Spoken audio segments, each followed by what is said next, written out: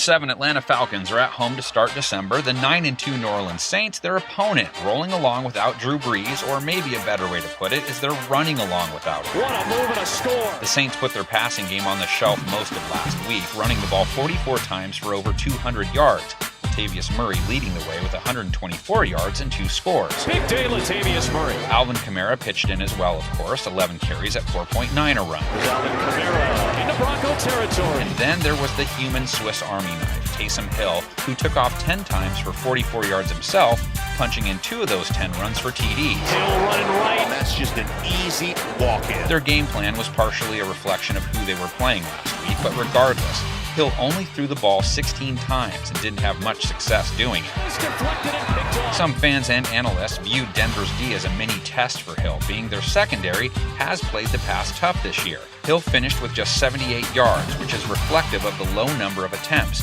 but he also only managed 4.9 yards per attempt on those throws, his rating at the end of the day just 43.2. In traffic, nearly picked. Hill also got sacked 3 more times in the game. QB sacks not something the Saints are used to giving up in big numbers, but Hill has taken 6 of them in his 2 starts. Forced the quarterback up, and Bradley Chubb right there, rock the baby. Look at him right there. Hill gets to take another test this week, though, because Atlanta's D no longer represents a walk in the park, not since Raheem Morris took over coaching duties. Oh, it's fumbled by Carr, and it's recovered by Atlanta. The Falcons not only sacked Vegas QBs 5 times last week, they forced 5 fumbles, recovering 4 of them. Oh, hit from behind, the ball is free. All their pressure also helped them dominate the Raiders' passing game. Derek Carr held without a TD pass, throwing for just 215 yards and 6.3 yards per attempt, a rating of just 70.1, while picking him off once. It's intercepted and picked off on the play. He'll take it all the way. And how about that run defense, holding Vegas to just 2.9 yards per carry? And there is no gain. Season numbers just aren't relevant to Atlanta's defense anymore. It's their Morris numbers that matter now. The Falcons with 11 takeaways and a 4-2 record with him calling the shots. Oh, the ball's fumbled. The 4th turnover.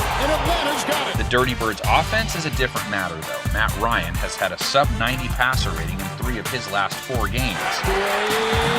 Intercepted on the play by Abram on the ricochet. However, he was without Julio Jones again last week, and in the end, he still did enough to put some points on the board. Ryan, as he throws, caught for the touchdown, Ridley. The Saints' numbers against the pass got as big a boost as you can possibly get in 1 week after playing a team without a QB and holding them to 1 completion of just 13 yards. He's well defended that time by C.J. Gardner. But even if you throw that game out, they were looking better anyway recently. In their last 5 games, they have 13 takeaways and have been allowing just over 10 points per game. And it's intercepted.